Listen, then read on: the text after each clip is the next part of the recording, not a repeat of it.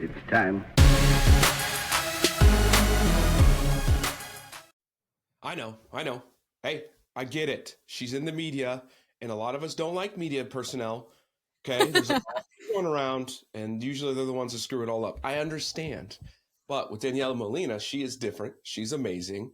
She's also a Latina, so we had to get her involved overall. But from a big view, with our vision of who we're having as our vetted professionals, we needed to have the media side. We needed to have someone who's in there and can really drive us straight. So, without further ado, Daniela, welcome to the show for the first time. Hi, thank you for having me. And today we really want to talk about, as this episode comes out around the holidays, of one, being the first gen, right? And trying to make money and get out. Two, being from a Hispanic household and how those things culturally are different than even, our side. I know we've talked about it on your show a lot of the Black side compared to the Hispanic side, but we're all minorities. There's some Yeah. similarities, but there's differences.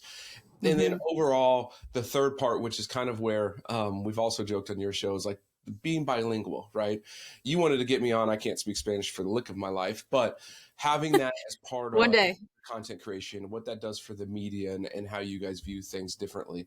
And that's super important when it comes to the holidays because we're all together and there is pressures from family, and it doesn't matter what family you're from. There's going to be pressures from your family, specifically when we talk about the first gen stuff and also when we're trying to be portrayed differently. And you being in the media a lot, I am sure there's pressures from your family that we can get into. So without further ado, let's talk through basically the first part of this, and that is why money decisions feel different in a multi-gen household. And I bring that up because Hispanic households, minority households in general, usually have multi-generations inside of one household, right? We're not living 5 different families, 5 different states. It's usually all in the same house. What would you say to that of why it's so much more difficult when you have that multi-gen household to make financial decisions? Yeah, I think the biggest thing is we all view money very differently, right? In Hispanic households, there's always someone a saver and there's always a spender, and then there's always someone like in the middle or doesn't really know what's going on. At least that's my household.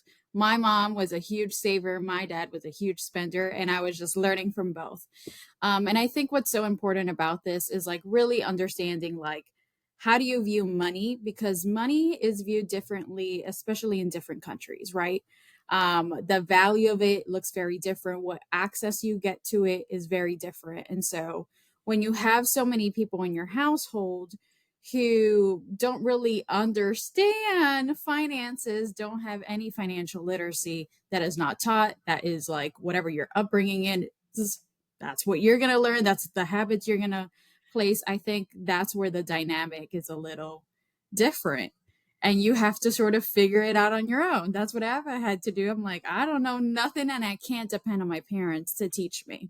Like, I might pick up some things of my mom about savings, but she's not having conversations with me about like, hey, you should have $1,000 at least in your emergency savings. That's not a conversation we're having. And we really don't talk about money in our households, right?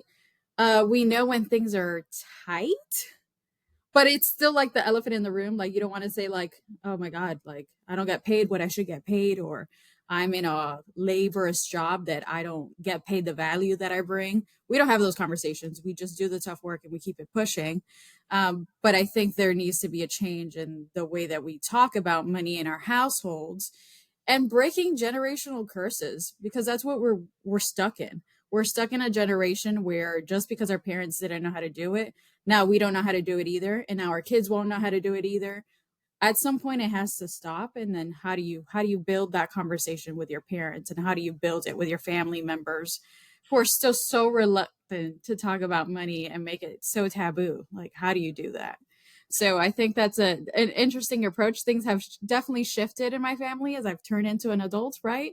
But younger, they're not listening to me if I think that maybe we shouldn't spend that money on that. Like, maybe you should not buy that. I think those conversations were definitely not had. In your opinion, because that's not just Hispanics, a lot of minority families, like that's kind of how it is. Like you're never going to listen to your children. It's just never going to happen, right? listen to your elders, listen to what they're going through. But if they don't know what the hell they're doing, then we're in trouble. How do you believe you can align? And I don't mean you, just in general, but how do you think we can align the cultural values, right? Elders, etc., but trying to get it to align so that families can actually financially grow now and not when you are the elder, because that's a long time from now, right? And then it just, in my opinion, snowballs and puts a whole family behind multiple generations when they're really trying to get ahead now. So what do you think could be that bridge in order to I guess shorten that time frame? Yeah, so something I think that I like doing with my own personal family is even just bringing up the topic like, you know what I learned today? And approaching it that way and not approaching it in the aspect of like, mom, you need to get your finances together, or your elder, your grandparents, grandpa, like, do you have a retirement account? Like, do you know how important it is, and stressing those things? Like, sometimes it's the approach of, I learned something new and I'm going to share it with you, and then let's build a little conversation about it. Like, what do you think? And I think there, once you start finding out the core of why people think about money the way that they do, why they handle money the way they do. Maybe they didn't have any. Maybe their parents didn't talk about those conversations. And so you get to learn by just offering, like, I'm learning too. I'm not better than you. I don't have all my finances together, and calling you out because you don't. It just, we are learning together, and any information that I know, I want to share it with you. So sometimes if I see a YouTube video, if I'm doing one of my segments, I'm talking to experts all the time. There are things that I just don't know, right? Or I'm not at that point in my life to know that yet, right? Like, I didn't grow up knowing with a what is it, 5-2 Like, plan, five. yeah. Yeah, for your kids, like saving money for your kids to go to college. That was not a conversation my parents had. We didn't even know that was a thing. So, how do I have that conversation now with other parents? Or how do I have that conversation with my grandparents? Like, yo, did you know there was this program that you could just put a couple dollars in as your kids grow, and now they have something for college? Isn't college expensive? Like, trying to change the narrative and not be so hard ass on, you don't have it together, your finances suck.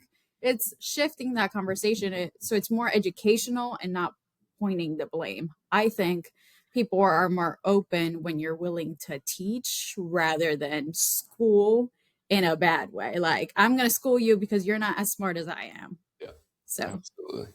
The next segment, which is a fun one, and this time everybody's a different spin because since we have someone from the media with Investigate TV and her background of that's what she does, I'm going to have her answer a little differently than others, right? So in this segment, what society and media are saying, I kind of want you to take these quotes that I send to you or say to you, and I want you to think about it from two lenses, right? Your lens mhm. as a person, right? And then your lens of from the media of why you believe these sentences are coming from the media or coming this way and derived that way. Because I want to pick your brain more on why we hear and only see certain things in the media coverage as opposed to kind of what's the real things that actually work type of situation. So first one is on our whole topic, just cut your family support if you want to get ahead, right? I hear that topic all the time. Just cut your family out, you'll get ahead. What do you say to that? Personal. It's not that simple. That doesn't work that way. That's not how that works. That's a hard thing to do, right? But it is like something that you have to think about, like educating enough your family to know, well, I'm my own person and I'm going to navigate my finances this way. I'm going to navigate things my way. Media wise, I think it sparks conversation. It sparks the, like, I'm going to be proactive about this, and my family's the first one that gets cut out because they just don't understand it. Not the right approach. I think, as someone who works in the media, I'm very critical about the media. I think there's a lot of things that we do to get people, like, it's a business. Like, people forget, like, the media is a business, and in order for us to survive, there are some things we're going to do that, like, spark conversations, spark people in the comments, spark conversations about, or maybe things we're influencing people to, like, go to the store and buy things. Like, we are also part of that. I think not all the media does that, but I think we have a tendency of maybe blowing things out of proportion and making it seem bigger or like black and white. And the truth is, if you sit down with a singular person, it's never black and white. There's always some gray in there and some things that we need to know. So, yeah, that's on us. Yeah. And we'll get to more of that because boy, do I have some opinions. The next one is debt is always a bad choice. Now, I know this from my media training. Using words like always is something that usually triggers someone to go one way or another. But what do you say to that sentence? Debt is always a bad choice. That's, as someone in the media and someone as personal, that's factually wrong. That is a lie. I actually am doing a segment in Spanish about good debt and bad debt. And there is good debt. Like buying a home is good debt. Yes, you have all this money that you owe, but it's a good reason, right? It's an asset.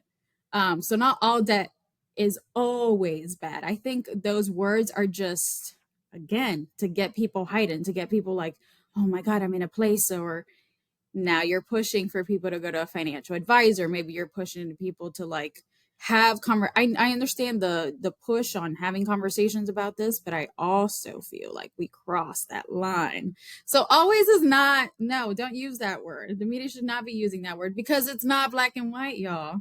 Like it just isn't. And this one's on here. This is more just a media question in general. Why do we see a lot? I guess this is more now newer reporting, in my opinion. Um, Less about true, just pure facts and getting a lot more opinionated and not opinion pieces, people. I'm talking about a lot of our stories now when I'm reading them, even in the financial industry, right, are very still opinionated, right? They are leaning one way or another, not politically, just in general. They're leaning one way or another. Where did it happen in history when, like, as a reporter in media, it used to be just facts. Facts are here. It is truly, this is what's real. 1+1 = 2, as opposed to now it's like 1+1 sometimes equals 2. It depends on the scenario. What do you have to say to that that can not only help our listeners understand and try to get a broader sense of what is right, wrong, and indifferent in media, but also for us business owners that are in the media and trying to, produce more, to be out there, of like, what are we supposed to do, right? Because we're based on facts. And I know I work with you a lot, but like everything I say is a fact. It has to be, or else I'm going to have compliance at my ass. However, others are using it as more of a tool to kind of, like we just said, of using always and being aggressive with cutting family support. What do you have to say to that in terms of what's been going on with media lately? Oh boy, this is a loaded question, and I could talk about this forever. But I really do think that it goes down to we are polarized as a country. It's no longer this side or this side. I mean, or in the middle. Like we are just very hard over here, hard over there, and that's with everything. So you consume only the media that you agree with. You consume only the facts that agree with your beliefs rather than being open minded. And I think as the media, we have become so trying to bring context into things rather than just stating what it is and letting people at home decide. I think that we have gone way too deep into trying to cover specific topics and have lost the purpose on why we're doing it and the facts that is the most important part. We need to tell the story with all the factual elements, and people at home will decide, do they agree with it or don't. It is not our decision to make those choices for people.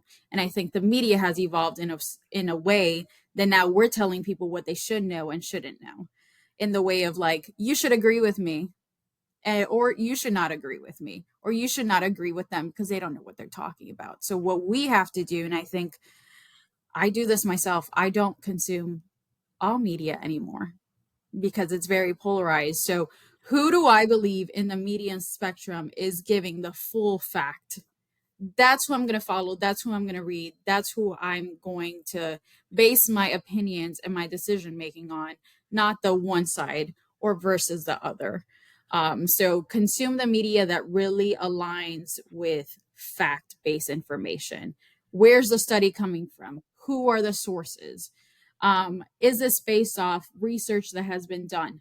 Can you understand the research? Also, because some research out here be saying things, and I'm like, who came up with that? Like, how many people did you survey? Right. Oh, 50? Well, 50 is not the population. So maybe try again.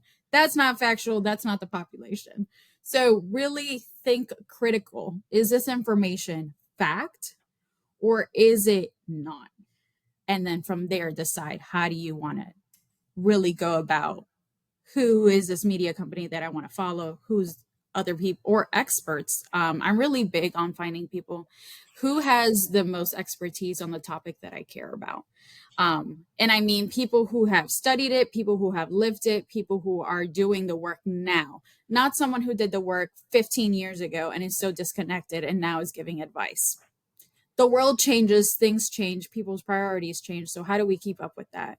So really doing that. And I think it is a hard job that you do, providing, financial advice to people, because people will be like, well, I saw on the internet that they said there's a TikTok, lot of things you out do there. this.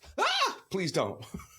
Yeah. Or you should debt consolidate everything. And it's like, oh, maybe you shouldn't. Maybe you should see what all the options are out there. Speak with a financial advisor before you make those decisions, because you saw an article online that said that you should probably do that. Same thing when it comes with student loans, which is such a hot topic right now. Oh, well, maybe this is the best plan for me because I read an article that said that is that the best plan for you? Are you comfortable having 50, 60, 70, 80,000 dollars in debt for your student loans? Is your education worth that? It's up to you, but base it off fact. And I think a lot of the world that we live in right now is not, unfortunately, not based on fact. I believe the work that I do is based on fact. My colleagues, the work that they do is based on fact. And this is why I continue to do the work that I do, where I do the work that I do, because I do believe that we stand on that. But just really consider who's the source, who's the expert in this, and would you really count on them to give you financial advice or just any advice in general? Like, really be mindful, because the media is meant to throw 100 things out there and there's a lot of noise. Can you tune out the noise to figure out where the fact is? Absolutely. Our next segment is about your point of view. So this is taking your experience of life, your experience in your business, experience in college, everything that you have from your point of view, right? This is our opinionated side of things as much as we can get. um, what have you done or have you seen for that first gen person, right? The one that's trying to lead their family to prosperity or whatever. What have you seen from them or have done yourself to really set hard boundaries? Because we know families, they don't necessarily always do it on purpose, although some do, will pull you back down into the fray of that and not allow you to get ahead. So what's your point of view on being able to set boundaries between you and your family or loved ones? It's a great question. I actually have a conversation with this with one of my girlfriends often, because they're a family, and I'm blessed with one that doesn't do this, and but I know a lot of families do, where they're like, "Hey, you think you can pass me like some $200? I'm trying to, family that asks for money when you're already in a tight situation. Some people are living paycheck to paycheck, and some families are pulling them in, and I think setting boundaries with anything setting boundaries is important. You might look like the bad guy at that time, and to them, you might be, and that's fine. But I think you need to remember that this is your life. They have lived theirs, and they have made the financial decisions they did at the time. And all you can do is assist them with the decisions they made then. But it's not your responsibility to solve every problem for that. You have your own financial wellness to worry about. You also have generational wellness to worry about, right? Like if you decide to have kids in the future, like you want to lead them in the path that maybe you didn't have. And so boundaries are like, no, I'm sorry. I am trying to save this amount of money, or I'm trying to build something here or invest this amount of money at this moment. I can't help you do that. And I think that's boundaries are important. Educate them. I continue to push that if you have the opportunity to. Not all families are welcoming of that. Educate them, pass something over. If they see it, great. If they don't. I think all we can do is worry about our financial wellness, because when we get to a place where we feel good, that's when we can start working and helping other people feel good too, right? Our testimony, the things we've gone through, helps. So an example of this is I'm like terrified of credit card debt. Like truthfully, it really scares me. And it scares me because when my parents came to this country, they just like they didn't understand credit cards and they just got so many. And it just like a lot of money. They owed a lot of money, y'all. And they ended up in bankruptcy. Like to that level, right? And they didn't even I wish they had known that there were other options rather than filing for bankruptcy. That there are, businesses and nonprofits out there that will help you get your credit together.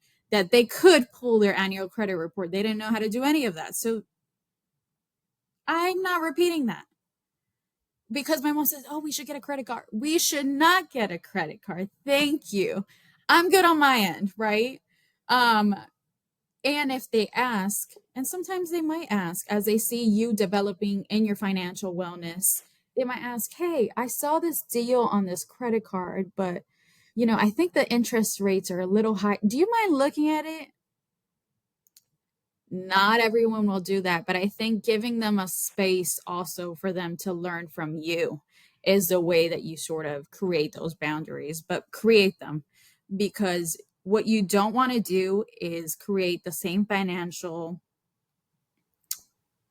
hole that your parents were in to pass over to you, to pass over your next generation, to pass over your friends. Like if you don't have good financial habits, that will leak through everyone else around you. Like if your girlfriend loves going out every weekend and loves spending a lot of money eating and drinking and all the things and having a good time, that is good every once in a while. That's not good when you're trying to meet those financial goals you said you were going to do at the beginning of the year and you just haven't. So, you got to strip boundaries. Hey, girlfriend, I can't. I'm trying to do X, Y, and Z, you know? And let's start talking about money. Yeah, absolutely. Be- We have to. so, If we don't, yes, we're going to be doing the same shit we're doing, and it's not working. exactly. It just don't work. Not working. All right, let's put your media hat on. Okay.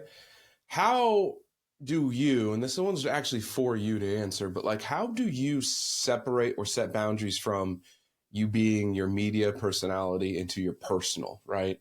I know that's not like pure separation because you kind of have to do both, but like, what do you do to kind of protect your personal side away from the media? I'm here, here's my face side.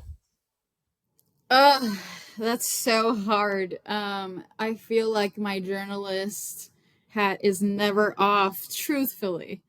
But I think it's really creating a space of being around people that don't know nothing about what you do and don't care anything about what you do. So they're not spending the day being like, "Oh, did you see what happened in the media?" Like, no, I don't want to talk about that. Let's talk about anything else. I think, for me, it really is finding spaces of people who have passions, who have other things they worry about. That's not just their career. So I can be myself. Now, in the media, a lot of people will tell you, well, you have to be the certain way. And this is what they basically teach you in journalism school. Like the expectations are these, and you have to stay in this box and you can't really give too much of who you are. Like if you're going to an interview, you're there for the interview. You're not there to small talk. And I don't agree with that.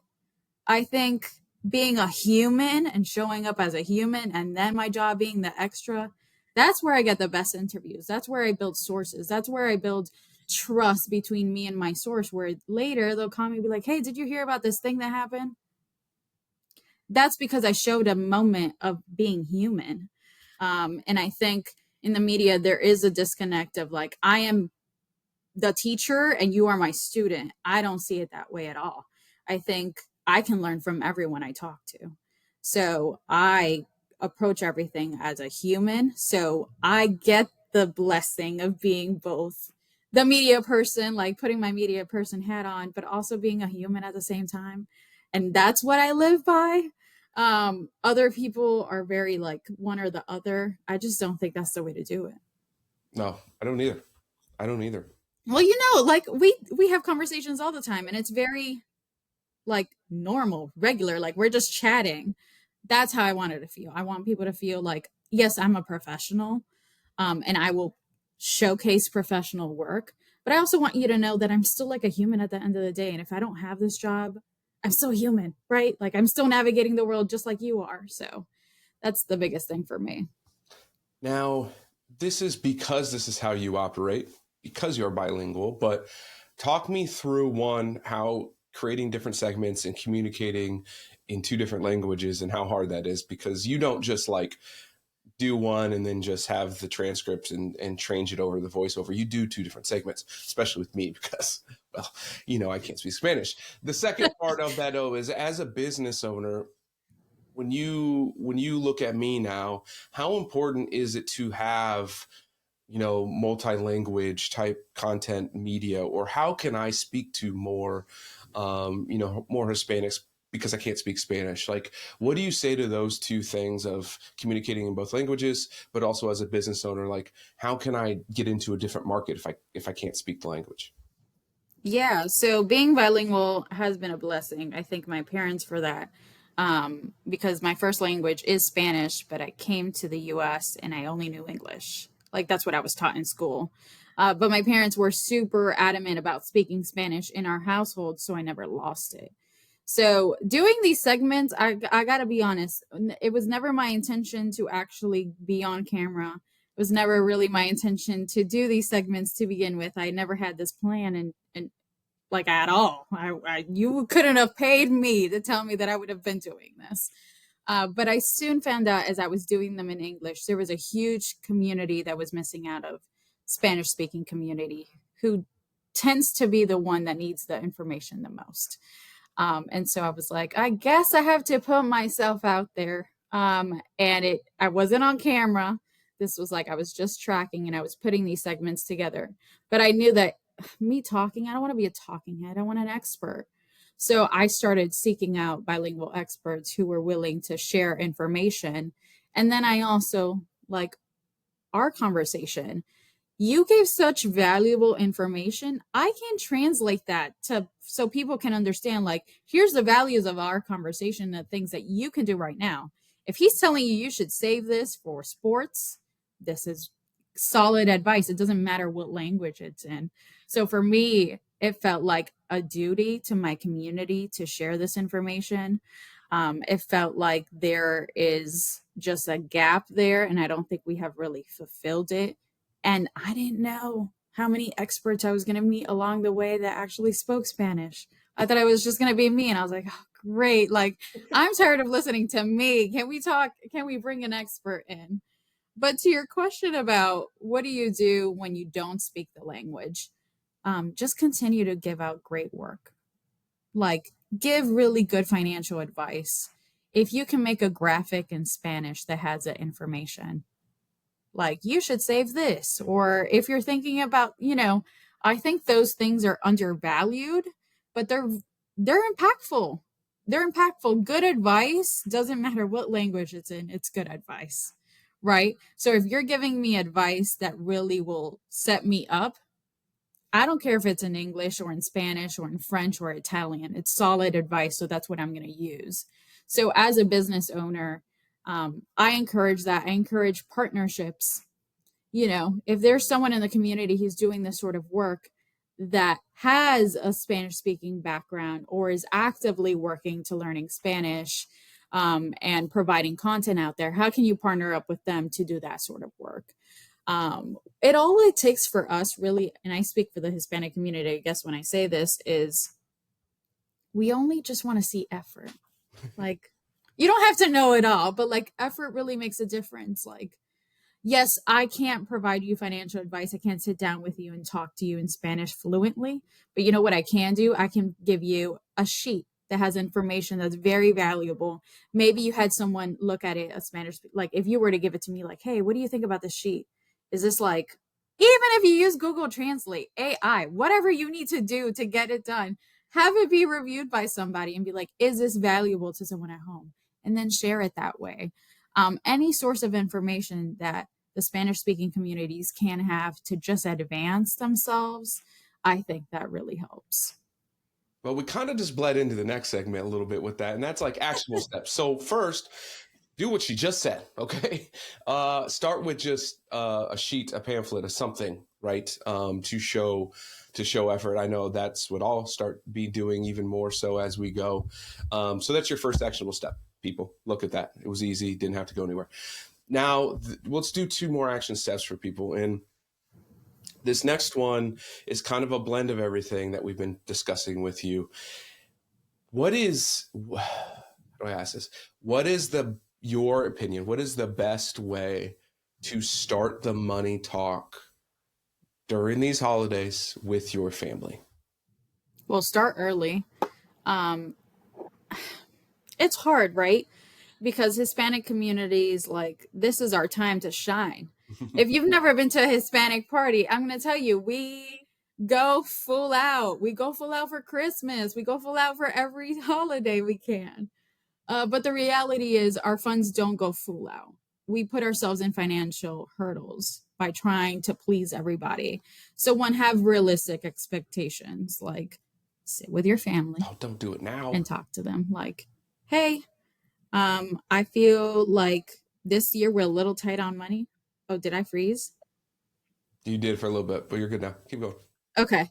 We're a little tight on money. Have that conversation like, okay, what do we want to do for Christmas this year? Like big picture. And have a conversation. Oh, well, I want to travel, or no, I think we should have a party, or no, what if we do a secret Santa? Like, have a realistic expectation of what your family can do, and then go look at your budget. Can you even do that? The reality is, like, if you're not sitting down knowing what money comes in and what money comes out, you skip the main step. You skip the expectations are great, but do you have the money to do them? So in my household, some years have been tougher than others, right? Like, and when you get into adulthood, it's very different. Like, you're not getting Christmas gifts and things like that, but you're still traveling, maybe you're still visiting family. And so we're like, okay, so what are we doing? That's the big question. Like, a family, am I traveling over there? Are you guys coming up? Like, what are we doing? And from there, we're like, okay, well, we can't really do Christmas gifts. So what if we do one gift for each person? Like, and that's what my family does. So it's just the 3 of us, as my parents and me. I'm an only child. So we do okay, I'm giving a gift to dad and I'm giving a gift to mom. Mom's giving a gift to dad and giving a gift to me. Dad is giving a gift to mom and me. We all get a gift. We all satisfy each other. We all spend that moment opening each other's gift and feeling like really rewarding. And that's it. And we didn't go over budget trying to throw something big, or, oh, I'm going to give them like 30 gifts because, like, no, let's be realistic. Sometimes scaling down is good. Sometimes it's like the gifts that you do that are meaningful, or that there's some thought behind them. Like, don't just buy to buy. Material things last today, they don't last very long. Like, you know what I mean? Like, really think about the value of the gift that you're giving and the time that you're spending with your families, and have that conversation. And don't feel like, oh my God, they're going to be like, I'm poor, and avoid that. Like, that's not the conversation. The conversation is, realistically, where are we at this year? And what can we do? And what does our budget allow for us to do? And seriously, start planning ahead. Like, don't wait till Black Friday to start getting some Christmas gifts. Yes, the deals are good, but like, you should probably have had the time. Like, you've had a whole year to prepare for Christmas. Like, and something that I've noticed to be a little more intentional, that me and my family has started doing, is Amazon allows you to create lists of things that you want. How about you buy something off that list that you know for sure somebody else wants, rather than buying, oh, here's a little case of perfume, and you didn't want perfume. You have like 500 in your house. intentional buying, intentional spending, and just have the conversation. Just have Yeah. the conversation. Simple as that. It's simple. Like, I think people avoid it thinking it's gonna go worse than they expect, and they'd be pleasantly surprised that sometimes just having that honest conversation is better than avoiding it and then later feeling that financial burden because you overextended yourself. And now you're even more in debt than maybe what you were from the previous year. So have it. It's not, let's break this taboo, y'all. Seriously. Let's break the taboo. Let's do some critical thinking for ourselves, right? Base things off facts and ultimately just reach out and communicate to each other. And I think not only will that help you in your wealth journey, that'll help you just as a community and as a family, as you know, as times are tough, right? And the things just keep getting sometimes worse as we speak. So I appreciate your time. I know our listeners will too. And everyone stay tuned because the next episode that we'll have her on, not the 12 Days of Giving one, but her full episode, we're going to dive into a little more media training for a lot of you because you need it. Okay. I've seen a lot of stuff. Y'all need some media training. You need to be in the media more. So go ahead, check out Daniela's bio on the website, all those things. Reach out to her. Too bad I'm already on her list as a source, so you can't outbeat Yeah. me. But I know that she'll take more specifically if you guys are Hispanic or Spanish speaking. So without further ado, we appreciate you. Look forward to having you on next time. Thank you.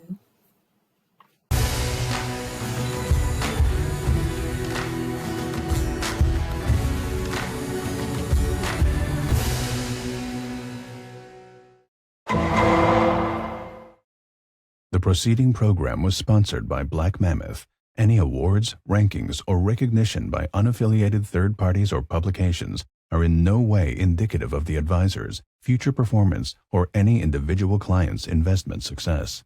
No award, ranking, or recognition should be construed as a current or past endorsement of Black Mammoth. Information regarding specific awards, rankings, or recognitions is available on the Black Mammoth website, www.blackmammoth.com.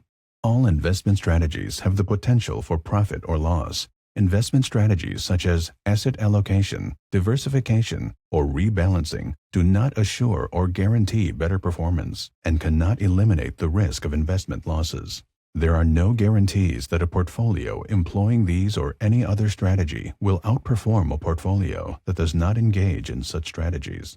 This broadcast should not be construed by any client or prospective client as a solicitation to effect or attempt to effect transactions and securities or the rendering of personalized investment advice due to various factors including changing market conditions. The information discussed in this broadcast may no longer be reflective of current positions or recommendations. While information presented is believed to be factual and up-to-date, Black Mammoth do not guarantee its accuracy, and it should not be regarded as a complete analysis of the subjects discussed. The tax and estate planning information discussed is general in nature and is provided for informational purposes only and should not be construed as legal or tax advice. Listeners should consult an attorney or tax professional regarding their specific legal or tax situation. Past performance is not indicative of future results.